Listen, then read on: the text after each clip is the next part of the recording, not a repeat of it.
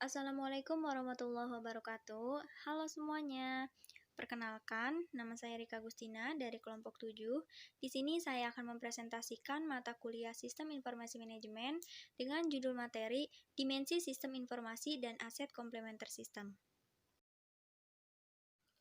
Sebelum masuk ke materi lebih dalam, sesuai dengan judul materi presentasi kali ini, yaitu Dimensi Sistem Informasi dan Aset Komplementer Sistem, alangkah baiknya kita mengetahui definisi dari informasi itu sendiri. Apa itu informasi? Informasi adalah hasil pengolahan data yang sudah dapat diterima oleh akal pikiran penerima informasi yang nantinya dapat digunakan untuk pengambilan putusan. Informasi dapat berupa hasil gabungan, hasil analisa, hasil penyimpulan, dan juga hasil pengolahan sistem informasi komputerisasi. Selanjutnya, saya akan membahas apa itu sistem informasi. Apa itu sistem informasi? Sistem informasi adalah sekumpulan komponen yang saling berhubungan, mengumpulkan atau mendapatkan, memproses, menyimpan, dan mendistribusikan informasi yang memiliki nilai guna atau tujuan, dan dapat dijadikan untuk bahan pengambilan keputusan dan pengawasan dalam suatu organisasi. Selanjutnya, saya akan membahas kegiatan-kegiatan apa yang dilakukan oleh sistem informasi. Yang pertama adalah kegiatan menginput. Menginput adalah merekam atau mengumpulkan data mentah dari dalam ataupun luar organisasi. Kemudian kegiatan memproses adalah mengubah data input mentah menjadi bentuk yang lebih berarti. Dan terakhir adalah kegiatan output. Output adalah mengirimkan informasi yang telah diproses ke orang-orang yang menggunakan informasi atau membutuhkan informasi tersebut. Kemudian, ada 3 dimensi sistem informasi. Yang pertama adalah dimensi organisasi. Sistem informasi merupakan bagian yang tak terlupakan dari organisasi. Elemen kunci dari organisasi adalah orang-orang di dalamnya, struktur, proses bisnis, dan budaya. Dan kemudian, dimensi manajemen. Tugas dari manajemen ini adalah untuk berusaha memahami banyak keadaan yang dihadapi oleh organisasi, mengambil keputusan, dan merumuskan rencana kegiatan untuk mencari solusi dari masalah yang ada di dalam organisasi. Dan terakhir adalah dimensi teknologi informasi. Teknologi dibutuhkan manajer sebagai alat untuk menghadapi perubahan. Teknologi membutuhkan manusia untuk menjalankan dan mengelolanya, mewakili sumber daya yang dapat dibagi ke seluruh organisasi, dan membentuk infrastruktur organisasi. Selanjutnya, mengidentifikasikan sistem informasi dari perspektif teknis dan bisnis. Sistem informasi dari perspektif teknis merupakan sebuah sistem informasi mengumpulkan, menyimpan, dan menyebarkan informasi dari lingkungan organisasi dan operasi internal untuk menunjang fungsi organisasi dan pengambilan keputusan, komunikasi, koordinasi, pengawasan, analisis, dan penggambaran. Kemudian, sistem informasi dari perspektif bisnis merupakan sistem informasi yang memberikan solusi atas permasalahan atau tantangan yang dihadapi oleh perusahaan dan memberikan nilai ekonomis yang nyata bagi perusahaan. Selanjutnya, saya akan menjelaskan apa tujuan dari sistem informasi dari perspektif bisnis. Adapun tujuan sistem informasi dari perspektif bisnis adalah untuk membuat sistem informasi mengumpulkan, menyimpan, dan menyebarkan informasi dari lingkungan, organisasi, dan operasi internal untuk menunjang fungsi organisasi dan pengambilan keputusan, komunikasi, koordinasi, pengawasan, analisis, dan penggambaran.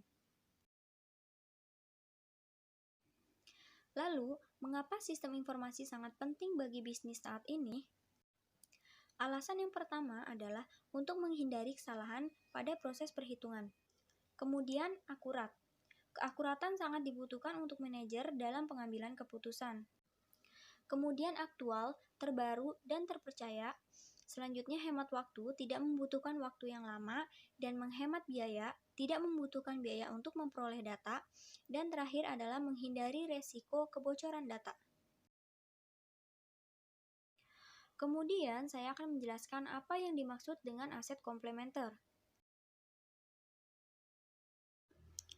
Aset komplementer adalah aset-aset yang diperlukan untuk memperoleh nilai dari investasi utama.